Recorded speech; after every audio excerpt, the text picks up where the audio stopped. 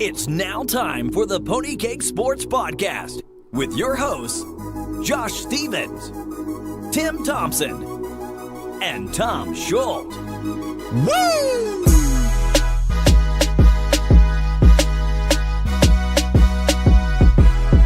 Hey there, everybody. We are back with another episode. This time we are telling you who to sit in week 2. Obviously, you guys listened to our episode right before this, and that was who to start in week 2. So now we're giving you the opposite.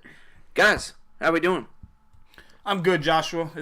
We're rolling through these new formatted episodes, and I'm liking it. I liked how the first one went. Hopefully this one goes as well. Hopefully Tim doesn't get too crazy. He's doing some lines over there of... Cough syrup, Tim's back. Dolphins! I'm a little bit sick, on some meds, but, Josh has done a great job in creating the new formats. I'm very happy with what Josh has brought along here, so I'm pumped. Bring it on, Josh. I try every once in a while, so Doing a great job. We're giving you our must-sits, and we're going to start with the quarterback position.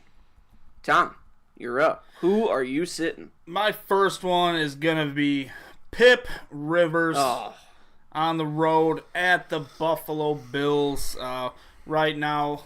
I'm kind of mainly doing mine based on daily formats. Right now on DraftKings, he's the 4th most expensive quarterback on DraftKings. And what Pip Rivers does that a lot of people don't talk about is struggle on the road, especially against bad defenses. Normally they'll either just underperform or just get out early and just run the football. Out of the last 11 games facing a bottom 10 defense on the road, he's only had 4 quality starts. Four matchups where he finished in the top 12, where he is worth being started in a league. That is worrisome to me. That kind of shows a trend. 4 out of the last 11. It's a big number for him. I just think he's going to struggle going all the way to Buffalo from LA, and I just think the game flow is going to be against him. They're not going to be down in this football game. He's not going to be given garbage time like he was last week. I am benching Pip Rivers in all formats. Just under 30%, Tom. I love the way that you bring these stats to our podcast. That is why you are the even keel master of this show. And I can't say that I disagree with you. I think he's going to be a little bit better than you think he will be. I don't like it because I'm playing Josh this week. He has Pip Rivers. He has Keenan Allen. I think it's going to be a little bit above average for the road games. But I think it is not talked about enough. Listen, people speak at nauseum about how bad Ben Roethlisberger is on the road compared to at home. Not talked about enough that Pip Rivers is kind of the same exact thing. So should be looked at a little bit more. My guy this week is going to be someone, listen, I don't know if it's necessarily a do not start. I don't know what it is exactly, but after last week, after the hot hand, Tampa Bay, New Orleans, everything blows up. Fitzmagic is in the air. It's like Disney World is in the air. Bring it back down to earth. We mentioned it in a previous episode. Ryan Fitzpatrick is known for high highs and low lows. Stay away from that insecurity. It just doesn't make any sense. It's like having a smoking hot girlfriend who just is putting out nonstop and then just shuts you down for like 3 weeks at a time. There's a good chance Ryan Fitzpatrick against this Eagle defense is about to shut you out. So take a deep breath and shut it down. Go somewhere else. I'm not saying he doesn't have value down the road. I'm not saying drop him. But if you have the ability on your roster to go somewhere else this week, I personally would stay away from Ryan Fitzmagic. Go ahead, follow that up.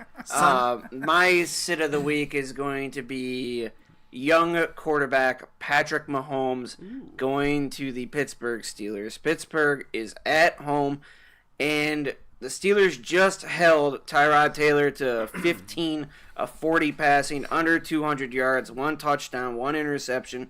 Now, we did discuss in the must-start episode where we talked about Ben Roethlisberger. He threw for 41 times, 23 completions, 335 yards and a touchdown, Ben Roethlisberger-wise. So we did talk about the weather being a factor. But maybe after looking at it a little bit more, maybe it wasn't as big as a factor as I was thinking. That's more than 100 yards, more than what Tyrod Taylor was throwing.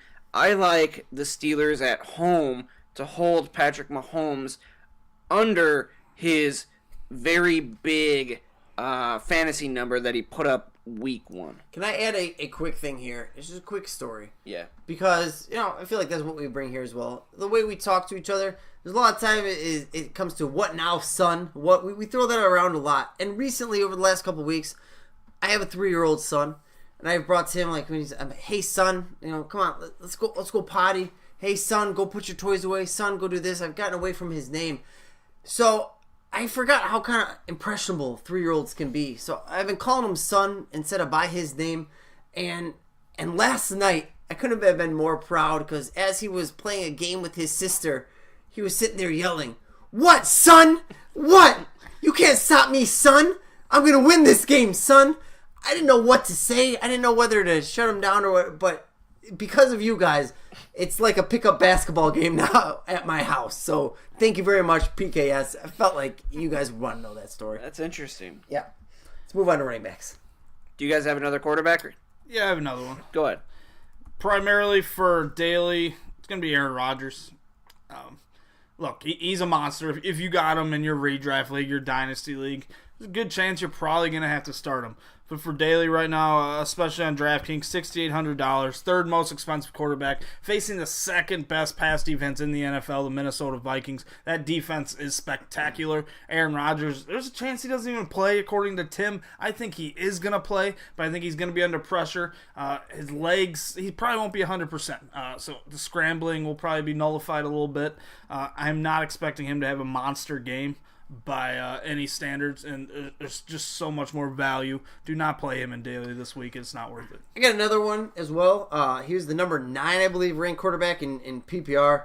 Let's talk about Matt Ryan. Matt Ryan was atrocious outside of Julio Jones last week. I get the Eagles' defense is extremely tough. Unfortunately for him, he goes against a division rival and another tough defense in the Carolina Panthers. I am staying far, far away from Matthew Ryan here coming up in week 2. My second quarterback, and it's going to kind of go against what you said, Tim, and I know you might not be quite fond of this pick, Tom, but it's Andrew Luck. I'm looking at the Washington Redskins, who they are playing. They held the Carolina Panthers to just 145 yards passing. We know that it's Sam Bradford, and he's not very good. The Cardinals, not Panthers. What's that? You said Panthers. Oh, I thought I said Sam Bradford. You did say Sam Bradford, but you said Panthers. Oh, my fault. I meant the Cardinals. Way to tim it up, idiot. 145 yards passing, and they were only 1 for 8 on third downs. That's pretty impressive, regardless if it's Sam Bradford or not. So, and you got to remember who they have. They have David Johnson, who they held to under 140 yards rushing. They have Larry Fitzgerald there that can catch the ball. They have offensive weapons, so it's pretty impressive that they held them to that amount of passing yards. So I wouldn't say sit Andrew Luck, but be very cautious if you're going to be starting him. You could add in the weather as well. Yeah. You need to throw it out there just so we're talking about QBs. And Nick Foles, obviously not the best game last week, but Vernon Hargreaves, potentially out for the season for the Tampa Bay Buccaneers. And he had an injury, and it's kind of somewhat breaking news. I'm not sure if you guys knew about it or not, but Vernon Hargreaves potentially out for the season. Nick Foles, look for him to have a potentially big game. Moving on to the running backs. Tim, you want to go first? Sure, I can. I'm talking about guys we should sit. I just think it's Leonard Fournette. Just the injury concerns there. He may or may not play. I don't know. Even if he plays, how much? Excuse me. You okay? Sorry, I was joking there a little bit. Even if he does play, I looked at last week and I thought that Lamar Miller would have a much better. He still had like 98 yards, something like that. But I thought he would have a much bigger game. The Patriots defense has been susceptible to big time running back play, and I just don't know if in Jacksonville, what the Jaguars are planning on doing. I can't see them with an injury that's been going on for quite a while now with Leonard Fournette. Do they play him? Do they not? It's just not worth it. Sit Leonard Fournette this week. For me, my first guy is going to be Devonta Freeman versus Carolina. We saw that Carolina Panthers front seven last week, what they were able to do against Ezekiel Elliott.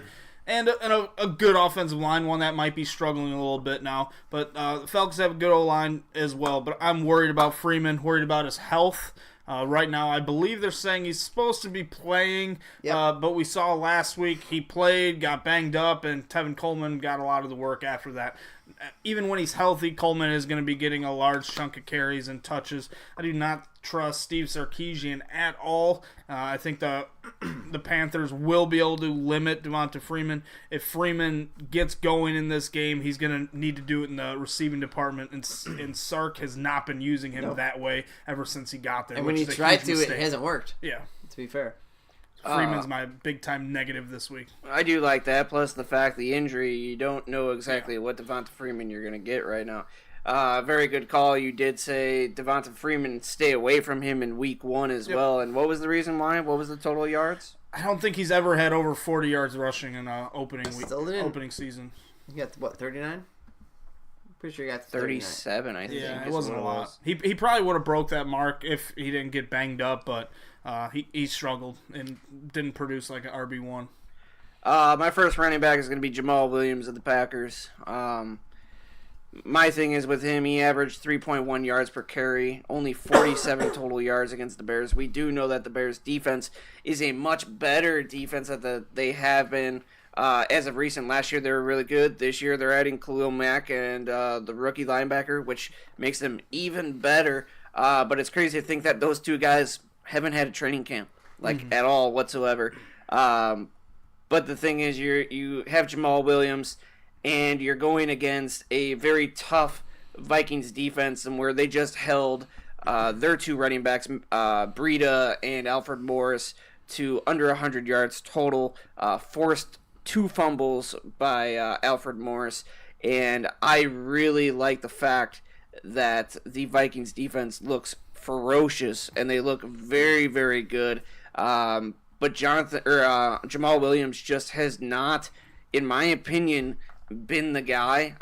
Right now he is the guy. He just doesn't look like the guy for the future. I think it's going to be Aaron Jones' backfield when he comes back. Josh, you stole the second running back right out of my mouth. You okay? Beyond that, with the Bears defense, they've been much better. They have to be excited as well. The fact that Roquan Smith didn't play until the second or third series of the game once Danny Trevathan got hurt. That's the first time Roquan Smith came in.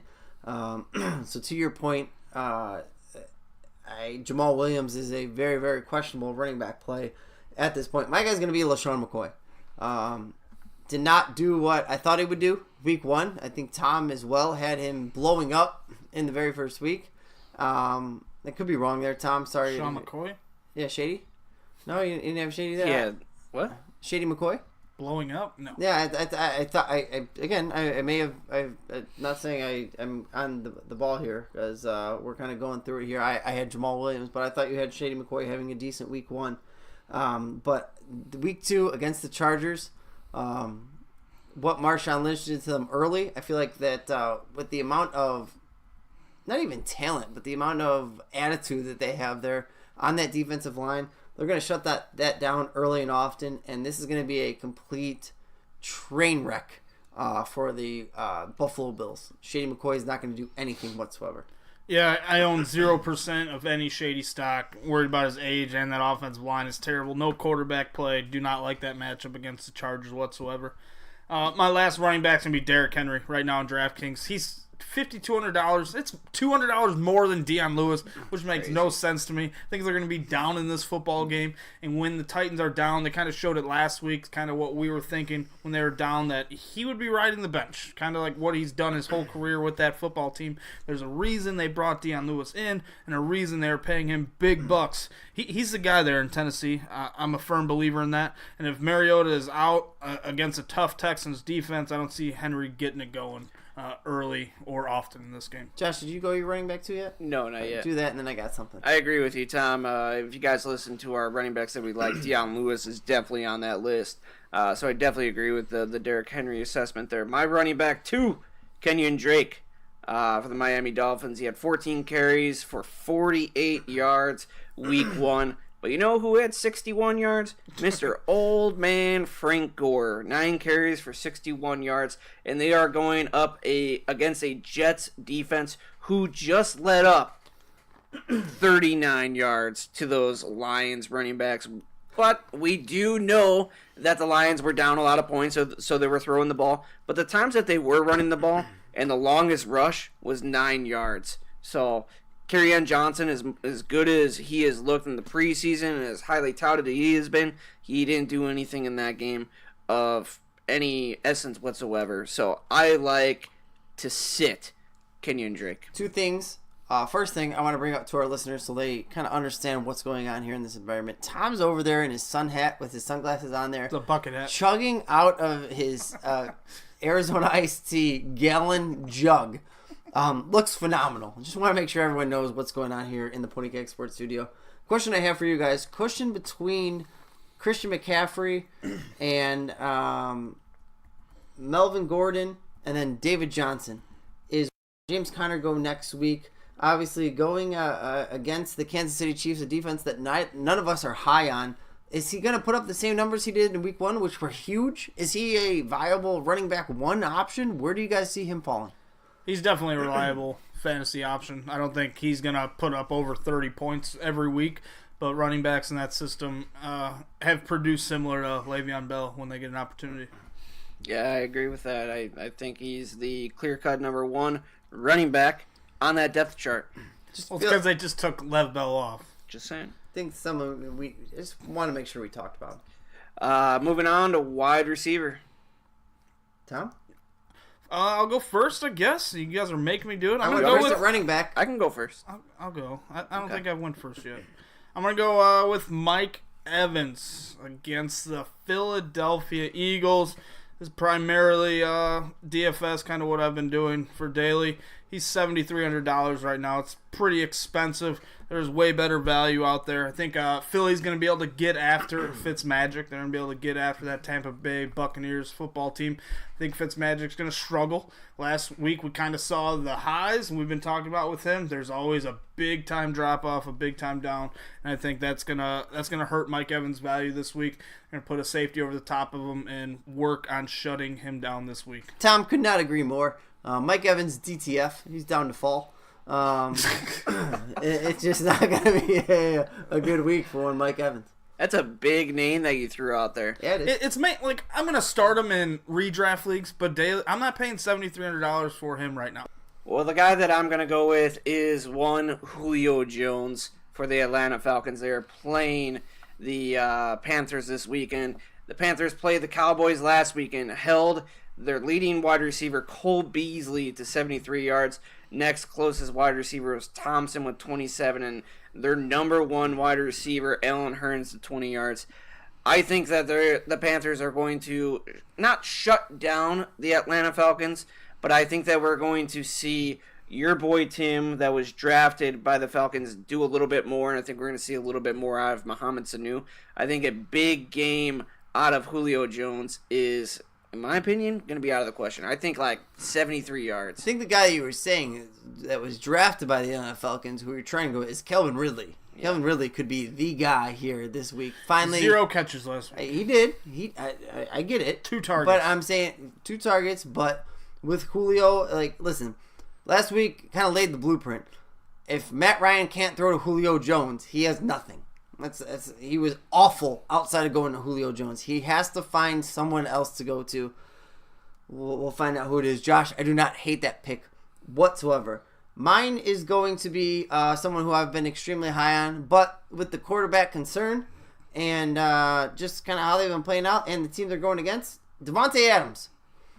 Davante Adams had a big play for the Green Bay Packers, but outside of that, there wasn't a lot there. Geronimo Allison also had a big play. And so did Randy Cobb. Randy Cobb had a big play as well. I'm a little bit concerned about Davante Adams. He's going to be paired up probably against Xavier Rhodes a majority of the game. So look for Davante Adams. Be a little bit nervous. You're an owner of his. I agree with that, Tim. Especially if Rhodes is on Adams, whoever Rhodes is covering, that's a tough matchup. The Rhodes is closed. There's a reason they say that. There's a reason that he's been targeted one time in practice the last 2 months, they said, and it was an incomplete pass. They just don't throw to him, and that's probably what the Packers would do. That's what the Packers would do against the Seahawks when they had Richard Sherman, kind of just avoid him. If Rhodes is on Adams, he will not be doing anything this week. My last guy, Josh, you're gonna hate me. Keenan Allen. Oh, come on, come on. Like, this is mainly daily as well. You know, you gotta start your studs. But when this dude is $7,800 on DraftKings right now, it is a good matchup on paper. Buffalo sucks, but I just am really convinced that the game flow is going to go that Melvin Gordon and Eckler are going to get a majority of the work, that Pip Rivers and Keenan Allen won't be putting up monster games like they did last week, and the only reason players will be worth the price tags that they have right here are if they have monster games. I just don't think it's going to happen. There's going to be too many noobs out there going with this stack again, and it's going to fail a lot of people in my eyes.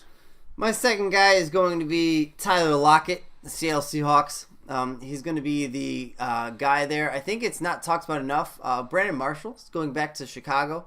Sitting both of them?